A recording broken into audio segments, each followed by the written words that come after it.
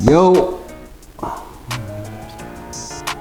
welcome to Sit and See with DIG. We are back with episode 2 of the podcast. This next guest is someone that restores bodies, and so I'm so excited for y'all to meet this person. He actually allowed us in his own studio and shared a story about he was actually giving a massage, a sport-specific massage to somebody, and so super excited that you get to see his grace gift, but also hear his story. But first, grace testimony time. We always start off with the grace testimony. So today, I just want to say, look, there's been a long week, a long weekend, a lot of stuff going on with family and everything like that. But God's grace has carried us through, carried me through, has given me the strength. His grace is sufficient. So thankful for his grace right now.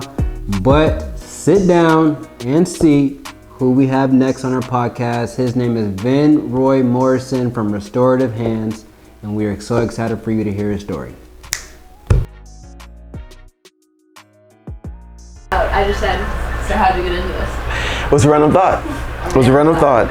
I was in Gainesville at the time, and I've gone to pretty much trying to go to a community college for an associate degree just to kind of figure something out, but that didn't work out too well. And I was walking to the mailbox and I'm like, what are you gonna do with your life? So I've known massage therapy through fitness, but I did not know you had to go through this long behind schooling and then be licensed by the state. That was news to me. But ended up going to Florida School of Massage Therapy. And while I was going through open house, that's when my mom told me the great news. Hey son, I used to be a massage therapist. I'm like, what? She's like, yeah, I have a table at home. And I was like, oh. And you didn't know this? No, she never gave me a massage a day in my life. Love you, mom.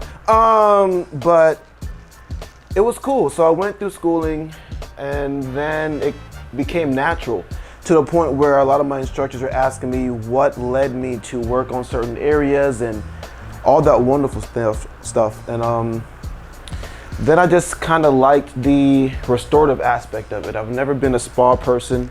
I didn't like the Swedish. I didn't like the reflexology. But when it came to sports massage, when it came to deep tissue, that was great. And then after that, I ended up furthering my education in trigger point therapy. And then I went through a medical massage practitioner program.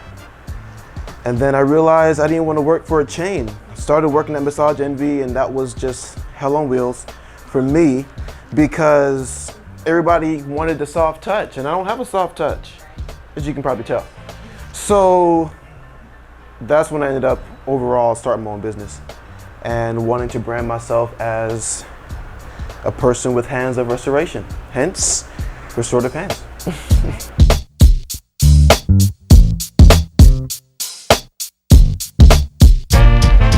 Always been a problem solver.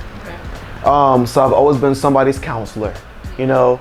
So in a therapy session, and this is why the spa was hard for me, is because I'll be doing this great Swedish lotioning up the skin, and I'm just like, oh, do you feel this? Yeah, that hurts.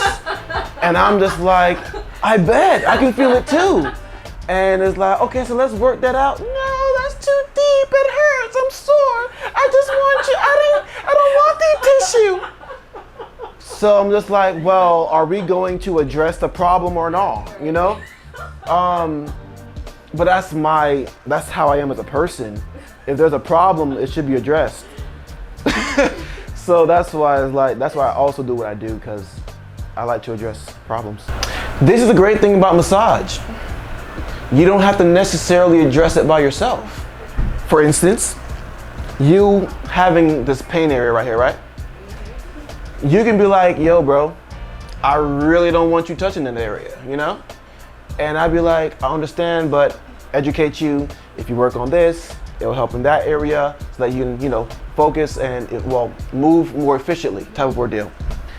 But in you dealing with this, it's not you yourself dealing with it. It's somebody else helping you deal with it. So it's trusting somebody else to help you help yourself. And that's kind of how I even address life. in the sense of, man, and that's where a therapist comes in. It's like, I have an issue, oh, that's a sore spot, that's my trigger point, but it's important. And it's just finding somebody you can trust who's an expert in that particular field to be like, you know what, I'm not comfortable dealing with it, but I trust you, in essence, to help me deal with that particular issue. And I think that's important. Welcome to my mind. Everything has a message. I feel that though. It's so weird to find people who actually like think